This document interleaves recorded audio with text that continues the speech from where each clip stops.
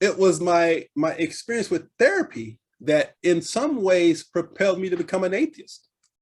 Because when I started going to therapy, I started feeling better.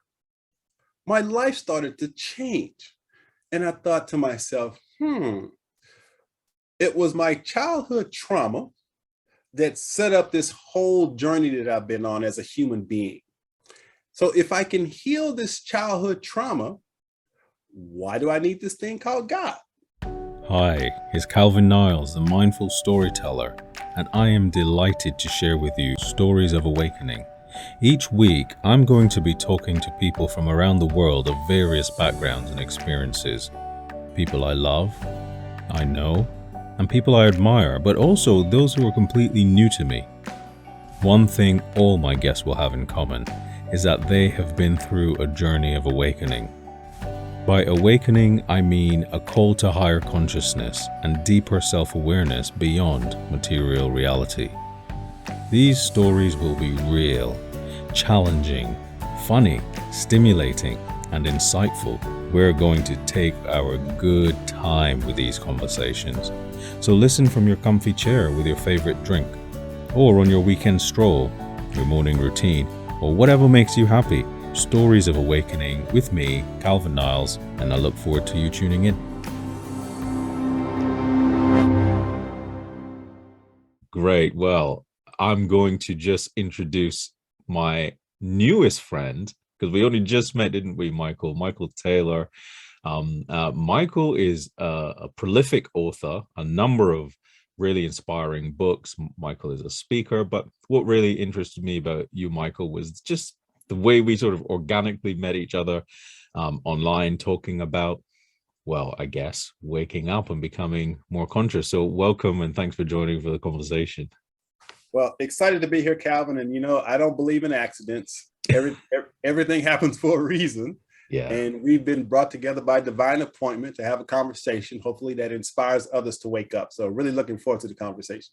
Great. Well, thank you for coming on. So I've just literally started reading your book, What If Jesus Was a Coach? And you talked a little bit about your story in there already. And I have kind of, my mind is already bubbling away, like some of the reasons and that you kind of found God and how you became more conscious as a human being. But I think where did it all start for you, Michael?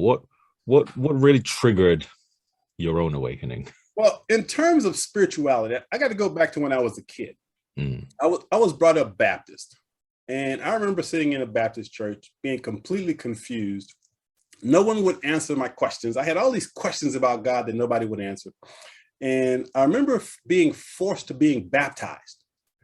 And it was traumatizing because for me, in a religious context, my grandparents, preached this whole Jesus thing about sin and all of that. And so in my mind, I figured I was a sinner. And my concern was when he baptized me that the minister was going to hold me under the water and drown me. So I was terrified. I was absolutely terrified. Well, I survived that ordeal, but it was in that moment that I just, in my own little mind, just questioned the whole existence of God. So as I got older, became a teenager, my mom would force me to go to church. But if I had a job, I didn't have to go to church. So I always kept a job, so I wouldn't have to go to church. And once I got out on my own, 18 years or so, got my own apartment, and I just stopped going to church because the truth was I really didn't believe in God. And so at the age of 23, I was living the American dream. I had the house, the wife, the 2.5 kids and all of that. And by society standards, I had made it. And within about a 6-year time frame, that dream turned into a nightmare as I went through a divorce, bankruptcy, a foreclosure, a deep state of depression. I was actually homeless for 2 years living out of my car. Wow. And the good news was I didn't believe in God. So during that time, I never thought God was punishing me or anything like that. But I decided that, well, actually, I received a miracle. Here's my miracle. Hi, if you're enjoying this conversation, you might like SOAR Book Club. Many similar conversations are happening in SOAR Book Club, a book club for the spiritually curious. If you like spiritual books and community, then why not join SOAR?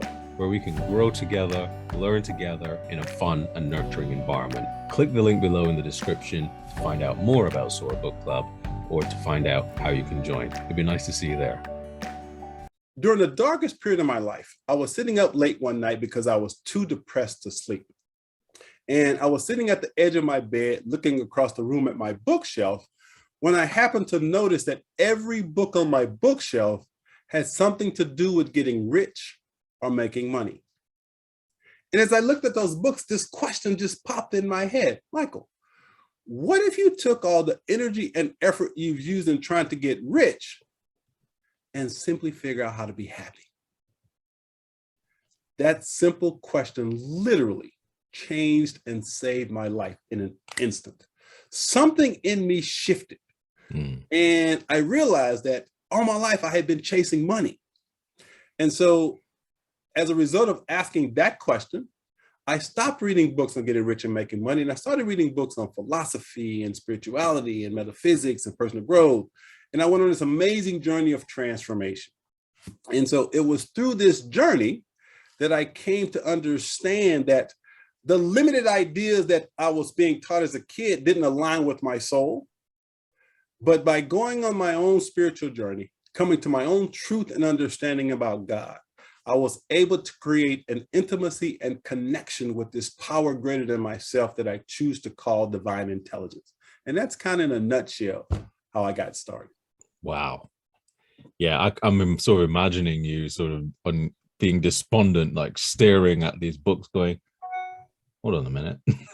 What? what am I doing?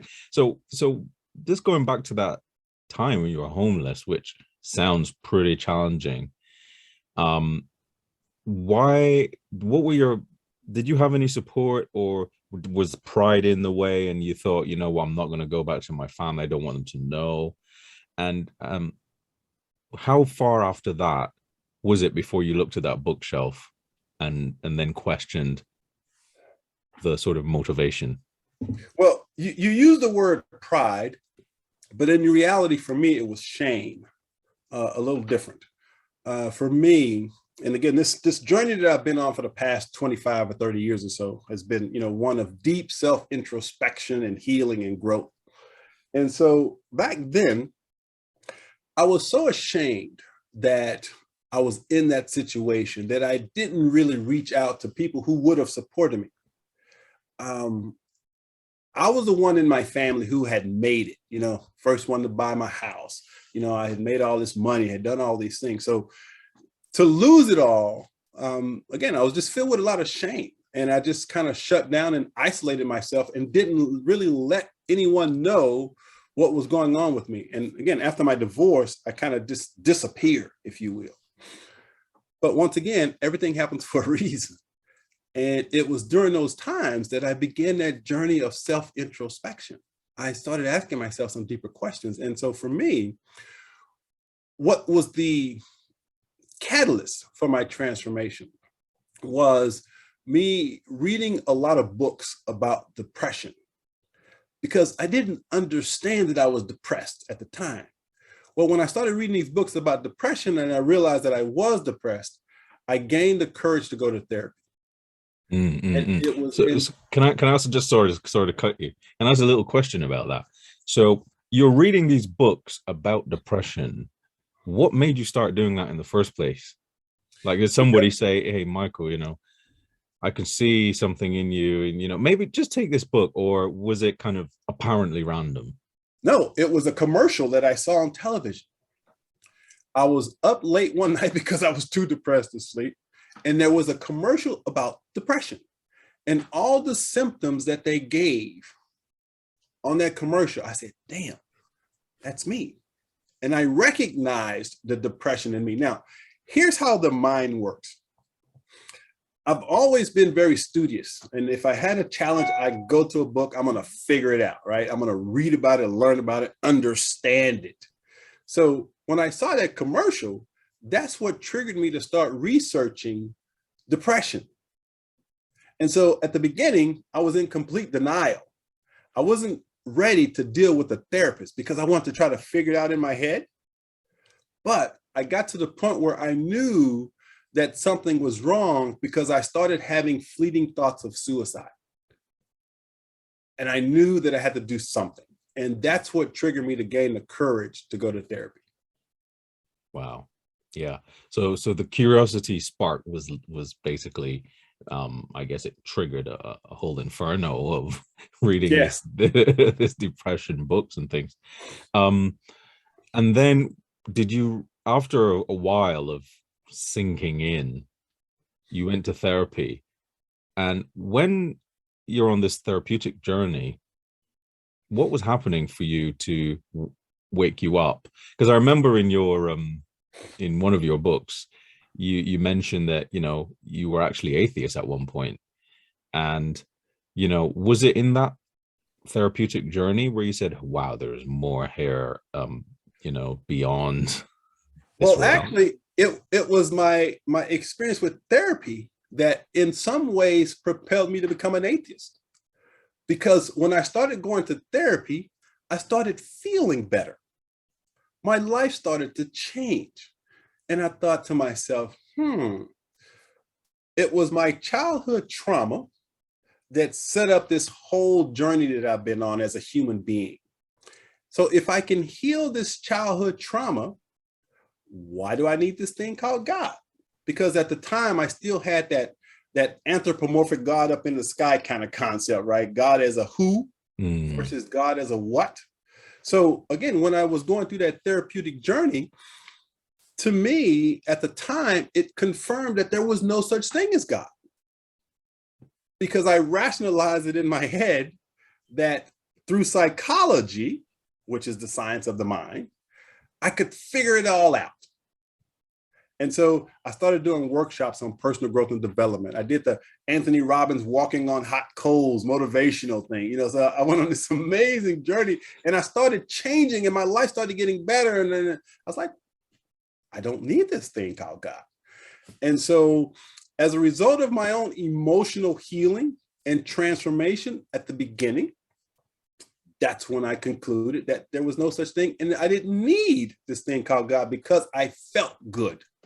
That is so interesting. And it's so counterintuitive, but also makes sense because, you know, normally, you know, you have somebody who says, you know, I reached the darkest depths of my despair. And then, you know, suddenly I realized, you know, I don't know whether it was a voice that came to me or, you know, there's something just switched on and I realized there was more. But for you, actually have the opposite way. You, you went through that, you got to these dark moments of living basically out of your car. Then the therapy led you to this conclusion. There is no more than me in my own mind. So did you have a second kind of meltdown or what happened to make you go, okay, yeah, there is more? Well, but let me tell you the exact moment I became an atheist. So after going through my divorce, after doing some emotional healing and going to therapy, I decided to go back to church because I was brought up Baptist. I went to a Baptist church. Well, I went to church for a while. And what the church really did, and I didn't recognize this at the time, but what the church did was it gave me a sense of belonging, because when you're depressed, you know, you isolate, separate yourself from people. And I knew that was an issue. So by going to therapy, I knew I needed to interact more with people. And so I went to church for, if nothing else, just to try to connect with other people. And so I went to church and the guy was pretty cool. I really liked the guy. He was a young guy, had a pretty positive message. And so after going for a few months, those questions that I had as a kid about God kept popping up. And so one night I just had this thought, this idea about God. And so the next Sunday I go to church and I asked the minister, I said, look, man, after church, can we talk for a moment? He said, sure. So we meet after church and I said, look, I'm going to ask you a simple question. And your answer to this question is going to determine whether or not I stay at your church. And so I posed a hypothetical question to him. I said, look, I want you to imagine that there are two people born at exactly the same time. One is born in wealth, the other is born in poverty. One goes through life, the guy that's born in wealth, he's a good guy, helps people, uses his money for good, so forth, so on. The other guy born in poverty, he's a bad guy. He does all the bad things. So let's imagine that they died exactly the same moment and they get to heaven. They get to heaven and there at the pearly gates is God. So God is standing there and he's got his book of life, sitting in front of him. And so God calls up the guy that was born in poverty. He says, okay, let me review your life. So God looks through the book of life, says, wow, you did some pretty awful things. But I want you to know that I'm a forgiving God. So if you will accept Jesus as your Lord and Savior, you can come into heaven. And the guy looks up at God. He says, God, I'm sorry for my sins. I apologize. If you'll let me in heaven, I'll be the model citizen. So God says, okay, come on in. So he calls the next guy up. And the guy says, God looks through this book of life and says, man, you were the model citizen. You were a perfect reflection of me in everything you did. So there's only one question. Did you accept my son as your Lord and Savior? So the guy looks up at God and says, well, we got a small problem. First of all, I didn't even believe you existed. So how could I accept your son as my Lord and Savior? So truth be told, I can't answer that yet. I don't believe in you. And I'm really surprised that I'm even here. And so God looks at the guy and says, well, I'm sorry to hear that, but guess what? You have to spend an eternity in this place called hell. And the guy sends the guy to hell. So I looked at the minister. I said, look, is that how your God works? And he said, absolutely. That's what the Bible says. And I looked at him and I said, dude, with all due respect, that is the most I said, that is the most irrational thing I've ever heard. I said, how can you in your mind even believe that a God would do something like that? And I said, look, more power to you, but I'm out. And in that moment, I decided there was no such thing as God. And I completely closed my mind to the idea of God. And that's how I actually became an atheist. Wow. Yeah. I can imagine that scene as well. And so you'd recovered from this deep depression and homelessness by this time. So your material wealth pretty much been reasonably restored to a fairly decent place. So then the sense of community was helpful for you. However, there was still something nagging you, wasn't there? Because something wanted you to ask the pastor this question. So you didn't stop there this time. This time you didn't stop there. The previous times, you went along with it, you turned up to church, you did your bit. So you went through all that. Can we go back a little bit before you even asked the pastor the question about the God? What happened to make you even question that? Did you go back to childhood? Did you start to remember something from childhood? Or did you just not feel really 100% comfortable? Or was something else going on? Well, when I started therapy and I started doing my healing work, okay, I started feeling better. And I can't emphasize that enough. I started feeling better because what I recognized was when I was on that societal roller coaster, the husband, and all of that, I had really disconnected from myself. And I was basically numb. I was just doing what society says I was supposed to do. And so when I started healing, that question just came up again about God. So I just wanted to make sure that maybe just in case I was wrong, let me just give it another try. And that's why I went back to church. But when I went back to church and I had that conversation, see, it confirmed what I had believed internally, which God didn't exist. And it was like, that was confirmation for me that God didn't exist. And so again, after that conversation of becoming an atheist, it fueled my thinking process and I wanted to just learn more about how the mind worked and why I was the way that I was. And I figured that I can answer all my questions through science. Right. Yeah. Makes sense. So I'm imagining you walking out of this church. The church is behind your back, and you're just walking. Um, Relieved. I was so relieved. You can imagine. I was, because it felt authentic. It felt real for me when number one, to be able to go to a minister and challenge him in that way. I knew that I was being true to myself, right? I knew that I was standing in my truth at the time, and I felt very comfortable confronting him, if you will, but simply challenging him to answer my questions, which most ministers couldn't do. So it was very liberating for me. Yeah. Okay. And so this is the atheist version of Michael Taylor, who walks out of church that Sunday. What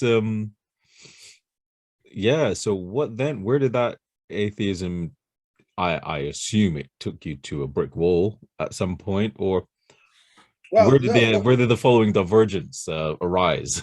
well, actually, when I made that declaration to the minister, and I officially became an atheist in that moment, right? It's like my mind just clicked and said, boom, I don't believe there's such a thing. Well, again, I love reading books. So I started researching atheism. And so there's a guy that wrote a book called The God Delusion. I don't know if you've ever heard of it. One of the world's most famous atheists. So he wrote a book called The God Delusion. I absolutely loved the book. It was a great book. I was like, yeah, I used to have that delusion, right? But it was in my research and digging, that the mind, how the mind works, the brain works, couldn't answer all of my questions. And so once again, as I started feeling better, started putting my life back together without God, it's like, why do I need such a thing? Now, I wasn't a guy that was pointing fingers at religious people saying you shouldn't believe. No, I just made a conscious choice that I didn't believe, right? But it was that skepticism, I believe. Yeah. They say skeptics make the best believers ultimately when you switch. But for me, again, for about 3 years, I was an atheist. I like to call myself a happy atheist because I was engaged in all these personal growth workshops, and I was feeling good and putting my life back together. And then one day I had another epiphany. And the epiphany was, I remembered what my grandparents used to tell me about Jesus and how that sort of turned me off. So I had this thought just pop in my head. Michael, maybe it's not God that's the problem. Maybe it's what you were taught about God that's the problem.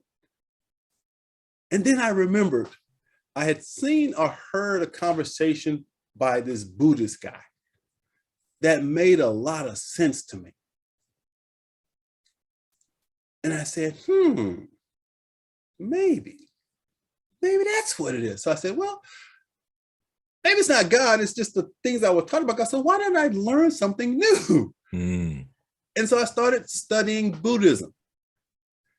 And for the first time in studying Buddhism, I felt something spiritual. Because Buddhists, number one, they don't tell you what to think.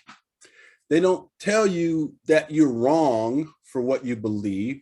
They simply provide a way of seeing the world, if you will, a little differently. Yeah. And I love that, right? And I'm thinking, okay, so this makes sense. And then I read a book by Thich Nhat Hanh, Living Buddha, Living Christ. And he talked about the parallels between the teachings of Jesus and the teachings of Buddha. And I was like, damn,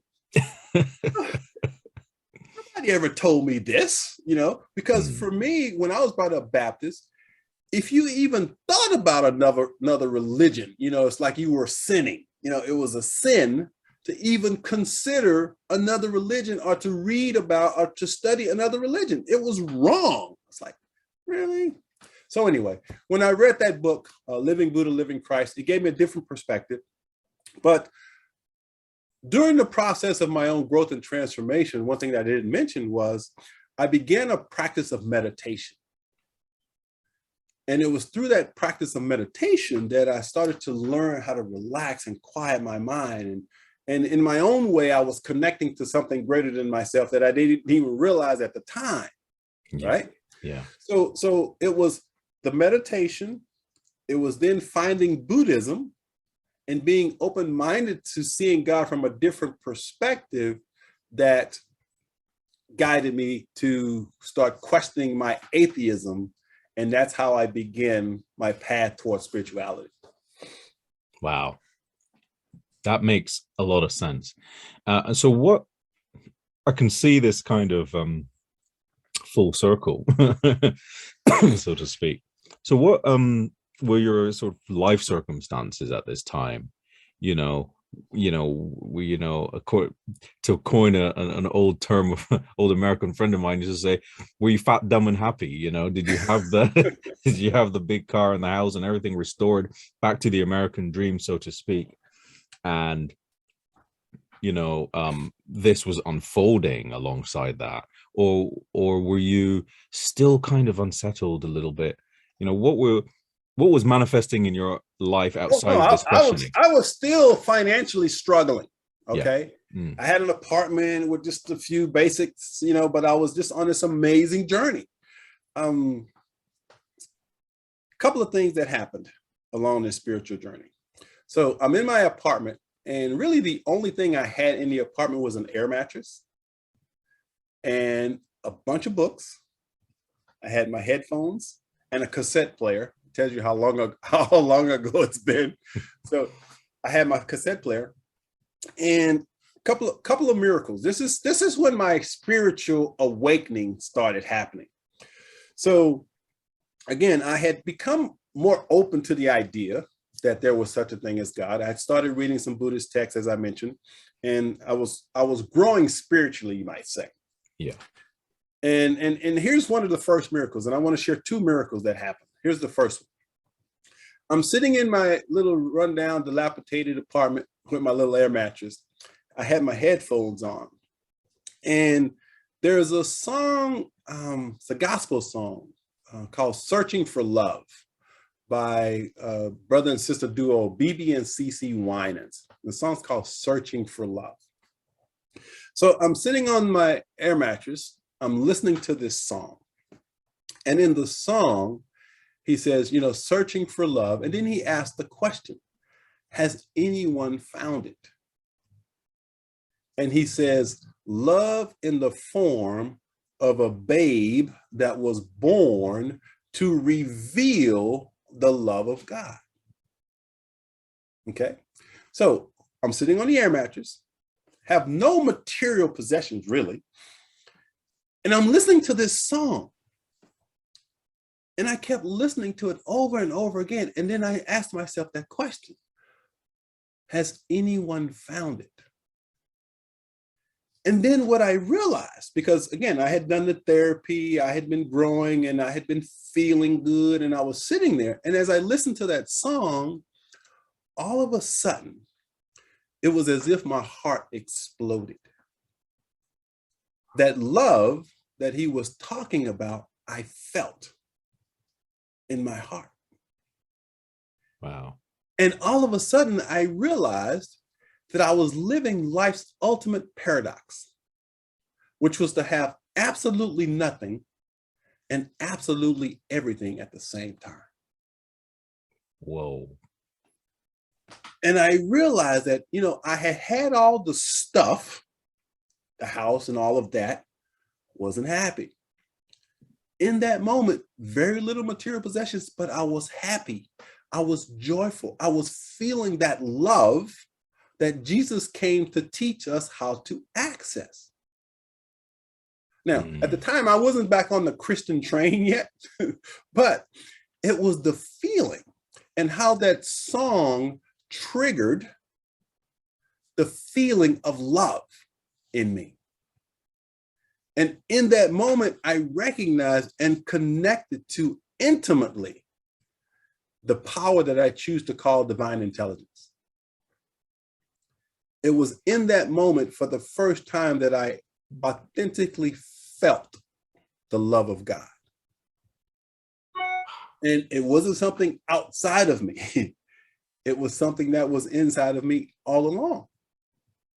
And so I sat there on that air mattress and I cried for about 3 hours. Yeah. Because I got it. I got it that, oh my God, all my life I've been chasing stuff outside of me, but it's not out there. It's in here. Yeah. And I was like, oh my God, that's it. Yeah, that's it. I mean, you're giving me chills. You know, not because you're also telling it very well, but the profundity of the experience itself.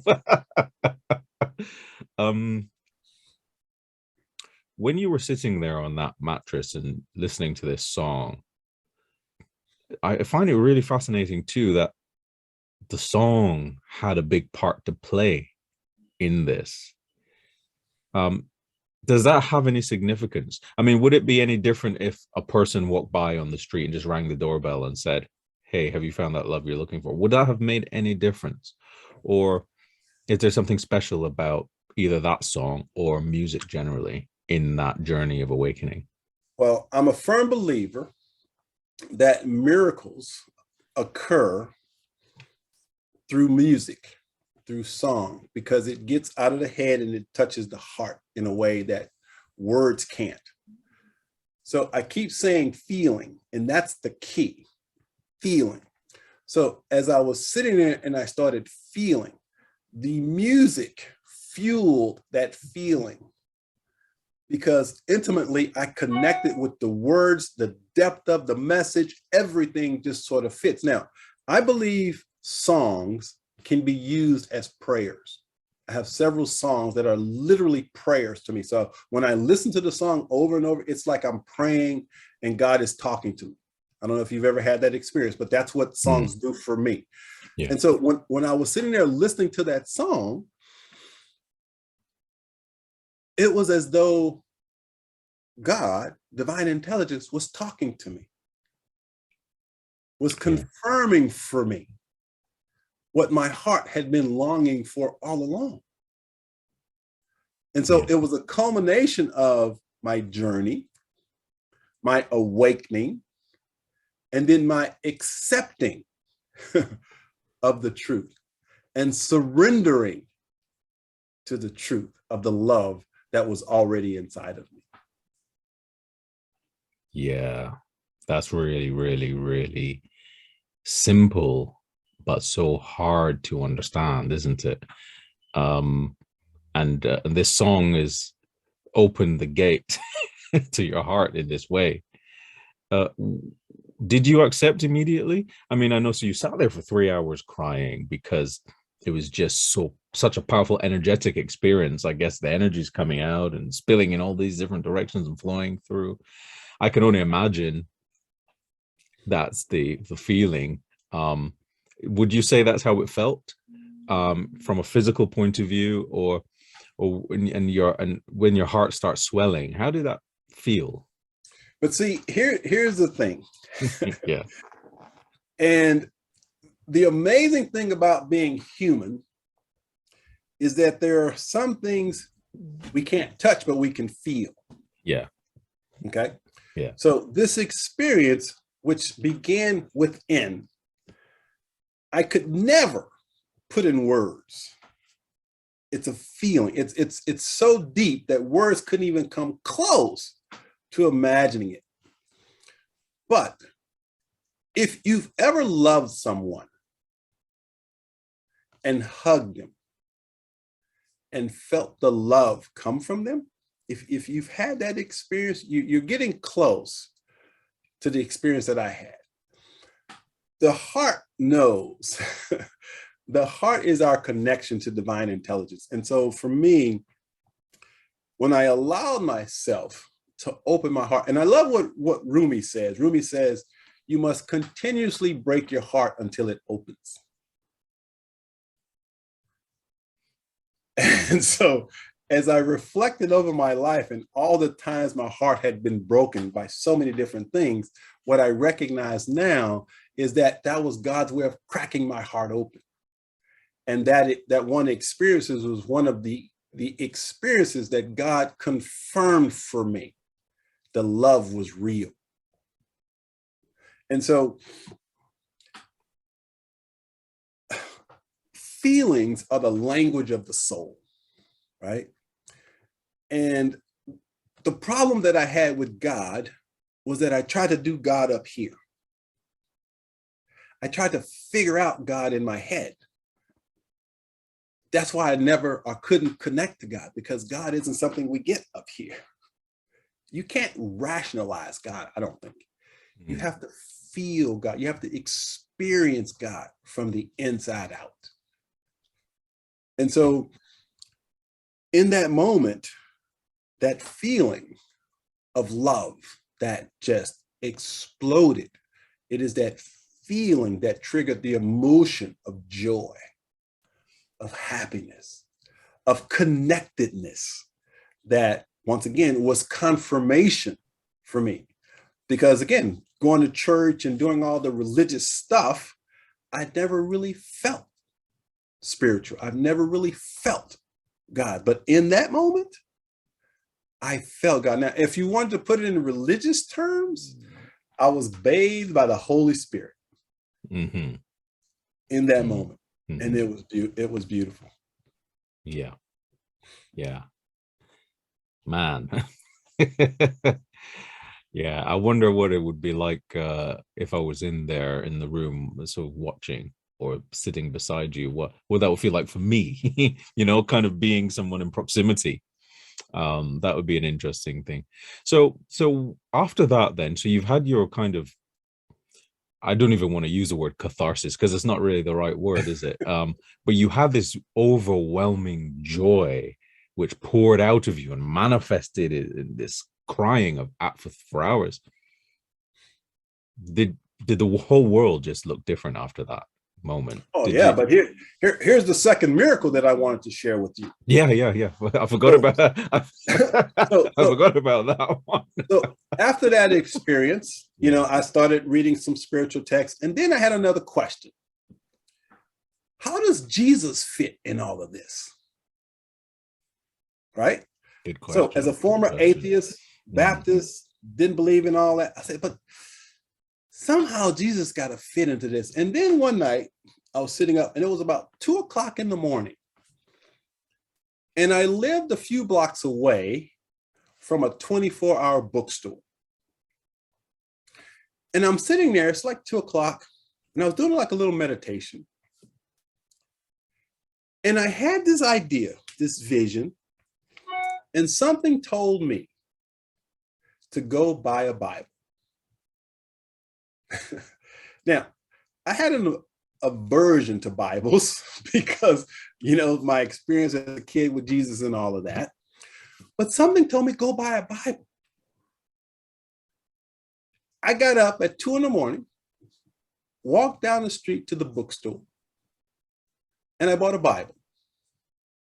It was one of those, what do you call them?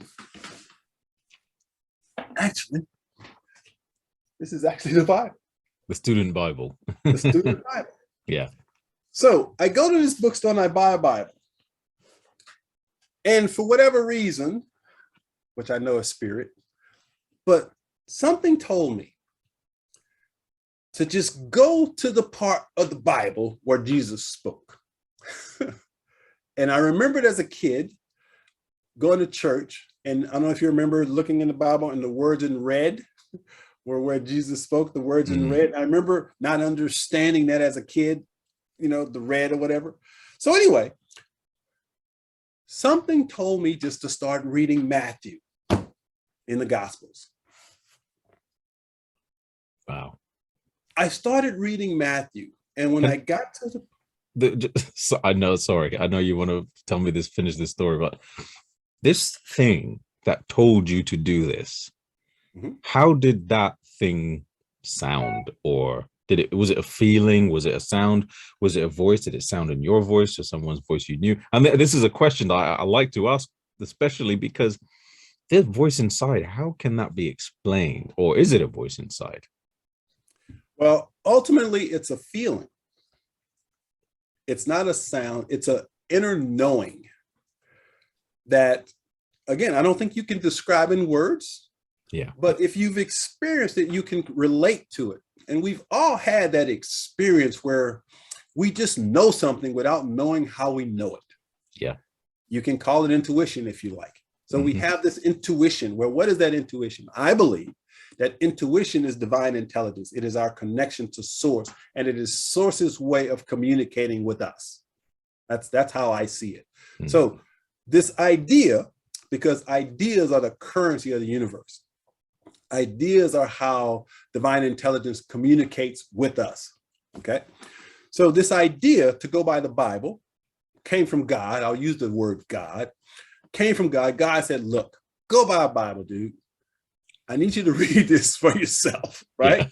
Yeah. Just go get the Bible. So I go and get the Bible. I'm starting to read in Matthew. And as I'm reading in Matthew and I'm reading what Jesus said, just like the experience I had listening to the song, I had that same feeling of connection. And as I read the words, it felt as though Jesus were sitting right next to me, talking to me, telling me what he wanted me to understand. As I sat there and I read the words, it just, I guess they say, when the student is ready, the teacher will appear. Yeah. Well, you remember, we're talking several years up to this point, right, of my own growth and journey. So I was now ready to hear the message. Okay. I was ready. My heart was open. My mind was open. And as I read,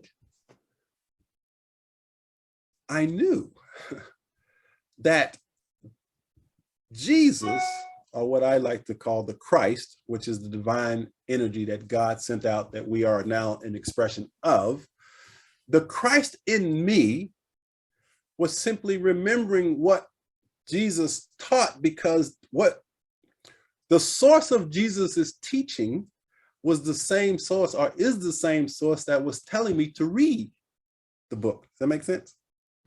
Yeah. Yeah. So the Christ mind, in my understanding, the Christ mind is the connection to divinity. So when we learn to listen to and trust that part of ourselves, it will guide us to where we're supposed to go. And so it was what guided me to grab that song, listen to the song, and open my heart. It was that same energy and intelligence that guided me to go to therapy. It's the same thing that's been guiding me this whole time.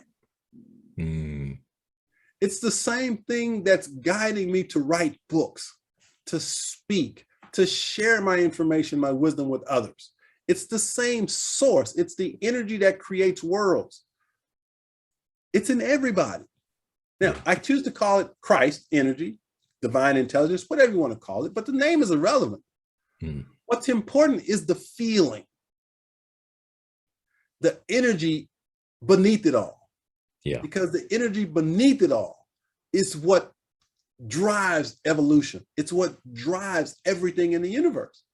And when we learn to tune into that energy, it will guide us, and we'll hear it, and we'll be able to, shall I say, interpret it, and it'll guide us where we need to go next. Wow. Thank you for sharing that. Yeah, it's really profound. So yeah, these are two pretty big, big happenings. I imagine the first one was like the Big Bang, the mattress. Did the second one feel the same? Was it in the same order of magnitude in how? No, the second one was even more powerful. Because in retrospect, what I see, what I believe, what I feel is that, let me give you Michael Taylor's interpretation of how the universe began. This is Michael Taylor's interpretation. And I talk about this actually in my book. So imagine complete nothingness. Okay, complete nothingness. There's no time, no nothing. There's just nothingness. All of a sudden, from nothing came something. Now, science would call it the Big Bang, right? Something came from nothing. Religion would say, God said, let there be light. So from nothingness or from darkness came light, right? That nothingness that we talked about at the beginning couldn't have been nothing, because something can't come from nothing. So what was the something that was the nothingness? Yeah. Okay. So for me, that's pure consciousness. That's the only way I can understand it. Pure consciousness. Everything arises from that consciousness. God, if you want to call it that. Everything arises from that. So in that instant that something came from nothing, God, divine intelligence, released an energy. Some people would call that the Christ energy. Some people would call it the chi energy. It was an energy in that instant that was released, and the universe was formed. My understanding of it is that energy is in you.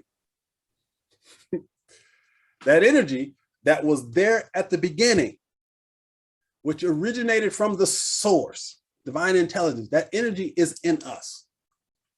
When we open our minds and hearts to connect to that energy gives us everything we need to fulfill the reason we were put on this planet. Everything we need, we are born with already. We just have to be willing to wake up to it. Wow. Yeah.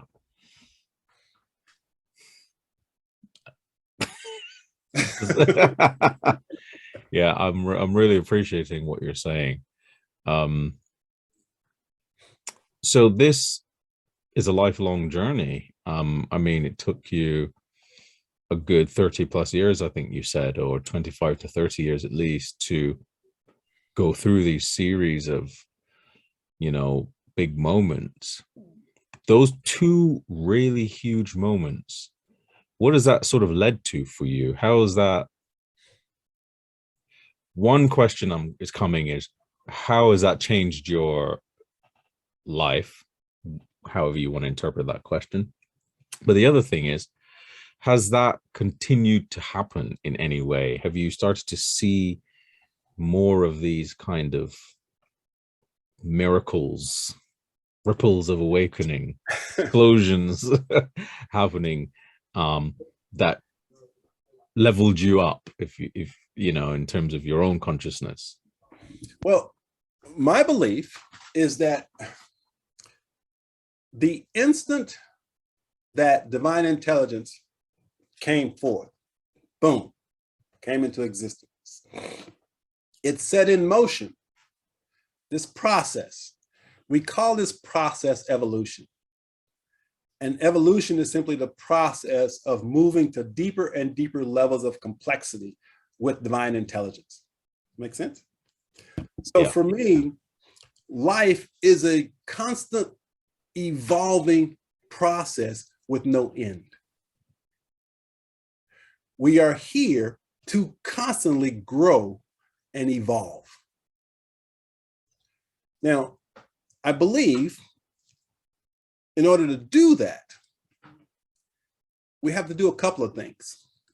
One of the mistakes that I made at the beginning is what some people might call spiritual bypassing.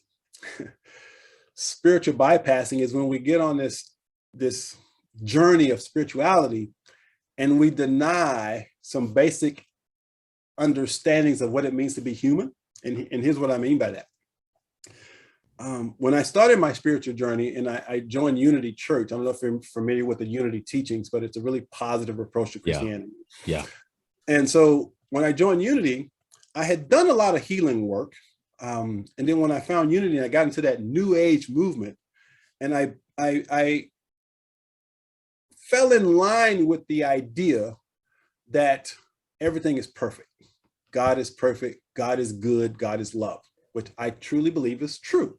Yeah. But at the same time, I still had some unresolved emotional issues that I was avoiding. So I did some work with a guy named John Bradshaw. John Bradshaw was a therapist who unfortunately passed away a couple of years ago, but he had a workshop called Healing Your Inner Child. And in this workshop, what I learned was how my traumatic childhood was still impacting me as an adult.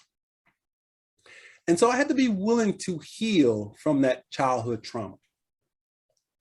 So my understanding is everything is energy. If we have unresolved emotional trauma still trapped in our bodies, we can never fully express the love of God, because that trapped trauma will block the flow, if you will, of the divine intelligence that moves through us. So what I had to be willing to do is, number one, heal that trauma first. And I believe personally that that is a process that you can't skip over. A lot of people will say, no, you don't have to relive and bring up that stuff. I disagree. I believe that negative, unresolved, unhealed emotional parts of ourselves, if we don't heal and let go of, we can never truly be free. You can rationalize and justify everything that's happening with this New Age movement. God is perfect and everything's I did it for a long time. But it wasn't until I did John Bradshaw's work that I let go of a lot of shame that I was still holding on to, a lot of sadness that I had not addressed. And in addressing those pieces and healing and releasing that energy, it authentically connected me to that divine intelligence, that energy of God. And so as a result of doing that work, as a result of being on this spiritual path, it's an ongoing evolutionary process with no end. But what happens is, when we do the work, God is infinite. Therefore, if we're an extension or expression of God, so are we. And when we do the work, we will constantly or continuously express all that we were born to be. So for me, because of the healing work that I've done, I was able to access some unique gifts and talents which come from God. Writing and speaking being two of those gifts. Those are gifts. So as a writer, I absolutely love writing. And as you mentioned, I've written a total of 10 books. But the unique aspect of that is I've written a book a year for the past 7 years. And so how do I do that? Yeah. Well, it is because yeah, please. Let me just take notes. It is because of my connection to divine intelligence that allows me to be such a prolific writer. Because what I recognize now is that I really don't write books. I just take dictation. Because the ideas literally just flow through me. The average time for me to write a book now is approximately 18 days. Wow. Now, for those of you who don't write, that's like a miracle, right? But if you'll think about it, and if you'll buy into my idea that there's this divine intelligence that wants to move through you as you're connected to this divine intelligence. And this divine intelligence is all of it. Yeah. All of your creative ideas come from where? That source. So by connecting to that source, we simply become channels for the source to express through us.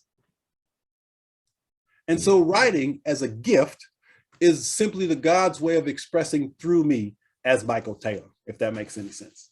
It makes sense. Yeah. The creator is creating exactly through you. That's because we are put on this planet to create. That's why we're here. We're creative beings. So where does creativity comes from? It comes from the creator. Who wants to create through you as you. Yeah, it's really powerful. That's really, really powerful. Yeah. I mean, as someone who writes myself, and I really am inspired by by that, and reinvigorated, actually, that but Calvin, we're channels of the creativity. Yeah. So Calvin, think about this, because I read one of your poems earlier. And I think I even commented on your YouTube channel. But my point here, as a writer, I'm sure you've had the experience where you sat down and you've begun to write, and you may feel or recognize that it's not you actually writing.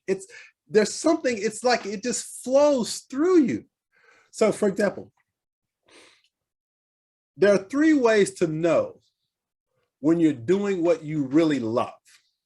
Okay? 3 ways to know when you're doing what you really love. Number 1, when you're doing what you really love, you'll do it without the thought of compensation. You do it because you love it. You do it because you just have to do it, right? Yeah. Okay, that's creativity. Number 2, when you're doing what you love, time disappears. Think about that. When you've been sitting up there writing, I'm sure you've had an experience where you're writing and you look at the clock and you go, wow, where'd the time go? Right? I know you've had that experience. Yeah. And number 3, when you're doing what you love, you want to share it with others. Yeah. Okay. So when we connect to what we love and express what we love through our gifts and talents, it's really God creating through us. It's divine intelligence using us as a vessel to put this into this universe, if you will. But the way to know that you're connected to it is by the feeling. Yeah. When you're connected to the feeling, and love being the ultimate vibration, when we're in our gifts and we're doing it with love, it's effortless. For example, I love being on stage speaking. I never write out speeches. Yeah. I may come up with a couple of little bullet points that I want to make sure I put out there, but I never write speeches. Why? Because God speaks through me. And if I get out of the way, he'll tell me, or it will tell me exactly what I need to say. Yeah. So it's really about making that connection to source, because the creator simply wants to create through you. As human beings, we're just divine extensions of source. Source is creating. Source is creative. It simply wants to create through us. We just have to be willing to listen and to express. And that's the journey. Wow. That's quite, I feel really inspired. I know I'm asking you about your story, but I'm also thinking about mine. So I really want to thank you. I guess one question about the last thing you said before we wrap up is the spiritual bypassing. So just so I'm clear, what you meant was that some people will start out on a spiritual journey, but then still not heal thoroughly. And that's kind of the bypassing of the trauma, because we're not being courageous enough to investigate that. Is that right? Yes, because again, think about it this way. Everything is energy, right? Everything is energy. If you can grasp that idea, everything is energy.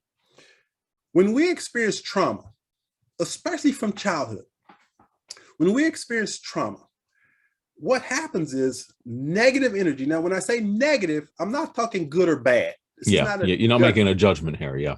This is just, it's positive or negative. So when we experience trauma, negative energy, that negative energy stays trapped in us if we don't have a way of releasing it. So if you look at young kids, they experience pain. What do? They cry, they let it go. Boom. It's done. It's finished. That energy is released. As we get older, we start repressing, suppressing, and denying those negative energies, which stay trapped in our bodies, in our spiritual bodies. So in healing, we release negative energy that's still trapped. And those negative energies, if you imagine that there's a pipe that runs from the universe through your body, right? You know, we've got the chakra system people talk about. So imagine it as a pipe. When we experience negative energy, it's like little blocks within that pipe. So what you want to do is you want to heal the trauma to release those negative energies so that the pipe is clear. When we experience negative emotion and it's trapped in us, then it shows up in our lives in a lot of different ways. Anger, resentment, judgment. Those are just the result of little negative blocks in our pipe. Yeah. So healing is the process of releasing those negative energies that's blocking the flow. Yeah. And so, unfortunately, our ego is very smart. And our ego will convince us that, oh, I'm learning all this spiritual stuff. I'm one with God and all of this. And so we rationalize in our head that we're okay. But if we haven't done that emotional healing work, I guarantee you it's going to show up. Yeah. And it's going to show up and it's going to come out sideways in a lot of cases. And it can show up as superiority. People thinking they're better than other people because they have this spiritual knowledge. It's a result of them not dealing with their stuff. So spiritual bypassing is a really interesting concept, but I have come to know or believe from my own experience, and I'm not saying my way is the only way, but for me, it wasn't until I healed that emotional trauma from my childhood, because I possibly had the most traumatic childhood experience. Wow. I was born in the inner city projects of Corpus Christi, Texas, to a single mom with 6 kids. We were basically the poster children for poverty back in the 60s, right? When I was 6 years old, I was separated from my mom, had to live with a violent grandmother who was a raging alcoholic who physically abused me in ways that I don't even want to talk about. I was raped by a female cousin when I was 10. There was a guy, a friend of the family, who sexually abused me when I was like 12. So every imaginable type of abuse I experienced as a child. So that trauma I had to heal from. And that's what the work of John Bradshaw and all the other things that therapy have done. But what it did was it allowed me to be free. It allowed me to let go of that negative energy, because all of those experiences were pretty negative. But again, I was willing and courageous enough to heal that. And that's what allowed me to connect ultimately to divine intelligence. Yeah. Wow. Well, Michael Taylor, it's been an absolute pleasure. Thank you so much for sharing your story, and parts of your story anyway, and for inspiring just not only me, but everybody else who comes across you and your work. And yeah, I'm so glad that we met. I really am. So thank you again. And yeah, if there's any exciting things coming up for you in the future, I'm sure we'll be able to find them, which I'll put in the description below this video. So thank you very much, Michael. The last thing I want to share yeah, is notice what I said at the beginning of this conversation. There are no accidents. So the fact that you and I are even having this conversation is part of your journey. Yeah. You attracted me to have this conversation. That's right. Yeah. So just put it in that context, because I can see the divine synchronicity. Number one, two brothers having these types of conversations, which is really awesome, by the way. And, we as Black men have to be willing to do this work. So again, I appreciate you giving me this opportunity. Thank you so much, Michael. Thank you very much. What is most meaningful for you in 2022? Is it healing and forgiveness? Is it love and belonging? Or maybe it's the courage to be and to act. SOAR Book Club has all of this for you and a lot more. We know that stories carry a message. And for 2022, SOAR Book Club will be bringing more great stories with messages that we can get our teeth stuck into, to wrap our minds around, and to open our hearts in a fun and engaging community. If you want to read more and need accountability to keep you moving forward in your already busy life, are you looking for inspiration to develop your spiritual awareness? Maybe you want to be part of a positive community during these uncertain times, or connect with like-minded people who love stories and books. Then join SOAR Book Club. Hop on board. The train is about to leave the station, and I would love to have you on the journey with me. So click the link below to join. That's SOAR Book Club with me, Calvin Niles. I hope to see you there.